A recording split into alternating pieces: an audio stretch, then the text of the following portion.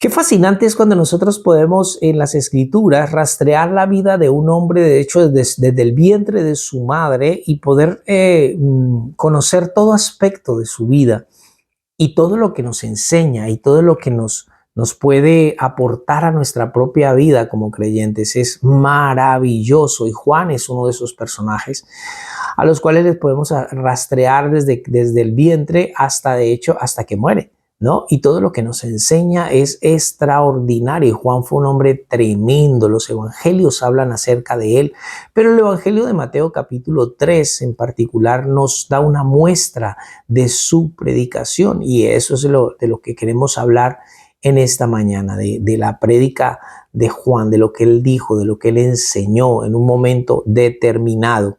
Y eso es lo que vamos a estar viendo. Entonces, esto también lo registra Lucas capítulo 3 y es una ilustración fascinante del tipo de hombre que era Juan, su poder, su denuedo, su valentía. Todo está allí en estos pasajes bíblicos que vamos a leer ahora. Y los versículos 5 y 6 nos dan el escenario para la predicación. Usted recordará que allí dijimos que estaba saliendo a él toda Jerusalén, toda Judea, toda la gente de alrededor del Jordán estaban viniendo a Juan, realmente estaban emocionados. Ellos querían arrepentirse, querían confesar sus pecados, querían convertirse, se estaban bautizando, ellos querían estar preparados para la venida de el rey y de su reino. Eran personas genuinas, personas verdaderas que realmente estaban buscando el reino de los cielos. Eran personas firmes y eran personas que con un corazón sincero se estaban acercando a Juan para ser bautizados.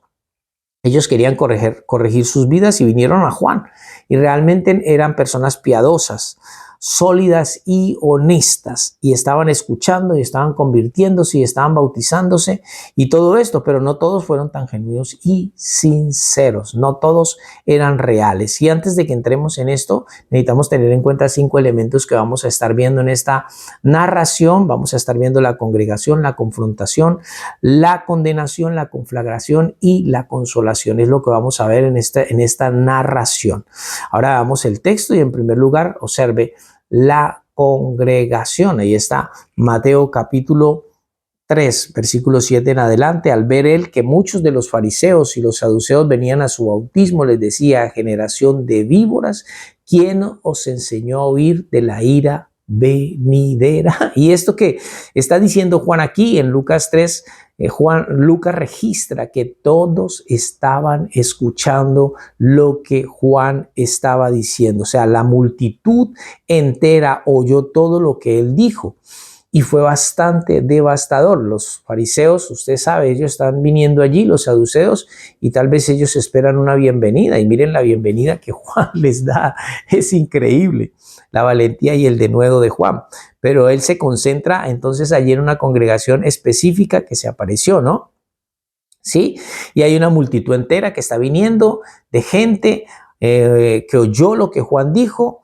Pero Juan identifica de manera maravillosa por el Espíritu Santo, y lo registra Mateo, la congregación especial de los fariseos y los saduceos. Ellos vinieron con el propósito de ser bautizados.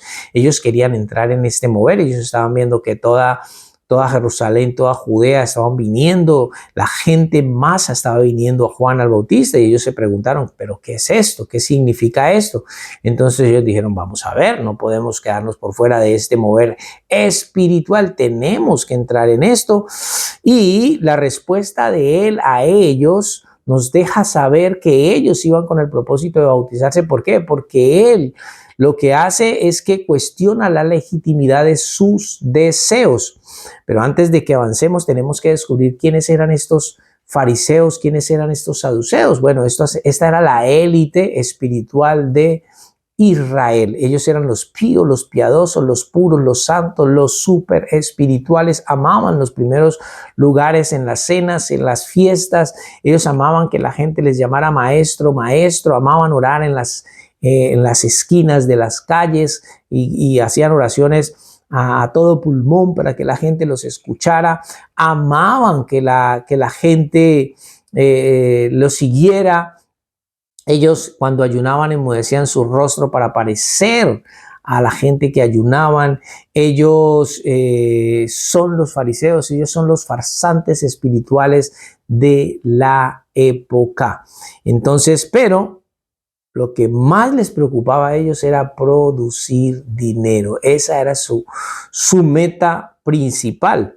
Y ellos estaban a cargo de las franquicias del templo, así como lo oye. Es increíble, pero es así. Ellos tenían un negocio enorme en el templo. Y cuando cierta fiesta venía, de hecho, a lo largo del año entero, cuando la gente estaba viniendo allí, sí, peregrinos de otros países para hacer sacrificios, lo primero que tenían que hacer ellos era cambiar su dinero, ¿sí? Para poder comprar los animales para el sacrificio, era lo primero que tenían que hacer. Y en el templo ellos vendían todo. Ellos vendían las palomas, ellos vendían las cabras, ellos vendían las ovejas, ellos lo vendían todo. Cualquier parecido con la realidad hoy es pura coincidencia. Hoy encontramos congregaciones, iglesias donde a usted le venden todo, le venden el evangelio, la palabra, la enseñanza, le venden la oración, le venden la alabanza, le venden la camiseta, le venden el vaso, la manilla, le venden la Biblia, el libro, y si tiene hambre le venden también la comida. Ahora usted va y mira, usted va e investiga, y todos esos negocios son del pastor o de la esposa del pastor, de los hijos del pastor. Es todo un negocio, ¿sí? Todo está bien organizado. Ellos proveían todo, y cuando esos peregrinos venían al templo, ellos tenían que cambiar su dinero. ¿Y a que no saben dónde cambiaban el dinero? En el templo, por supuesto. Entonces, ellos ahí era donde cambiaban su dinero, y claro, estos cargaban unos intereses exorbitantes para que alguien cambiara el dinero, y pagaban precios increíbles por los animales, y los saduceos y fariseos estaban enriqueciendo más y más y más. Por eso le digo, cualquier parecido con la realidad es pura coincidencia. Y esa es la razón por la que Jesús entonces entró con un látigo en el templo. Usted recordará eso, y envolcó las mesas y empezó a dejar ir a los animales, que estaba enfurecido. ¿Por qué? Porque habían convertido el templo en una plaza de mercado. Y cuando él limpió eso, cuando él hizo esto, entonces los saduceos y fariseos se volvieron contra él, porque él estaba ¿qué? Tocándole su negocio. Y esa es la razón por la que gente como Anás y Caifás lo odiaron el resto de su vida, y finalmente lo llevaron a que muriera en la cruz del Calvario. Y entonces eran ricos, eran políticos, eran influyentes, muchos de ellos estaban de hecho en el Sanedrín, y Jesús realmente los atacó. ¿Sí? Jesús nunca condena a la gente.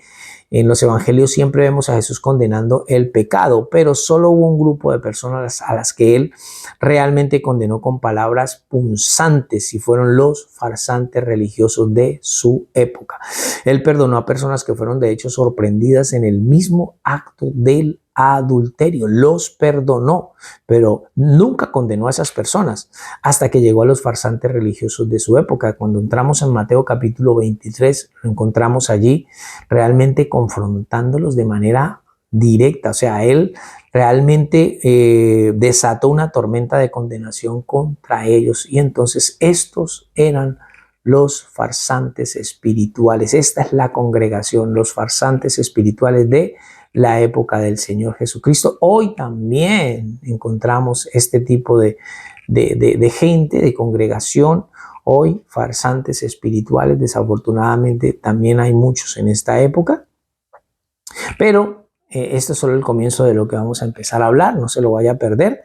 Seguimos con lo de Juan el Bautista, solo que ahorita vamos a estar hablando de estas cosas, y vamos a encontrar aquí riquezas espirituales extraordinarias. No se lo pierdan. Compártalo con sus amigos, familiares, y que el Señor me les bendiga grandemente. Un abrazo para todos.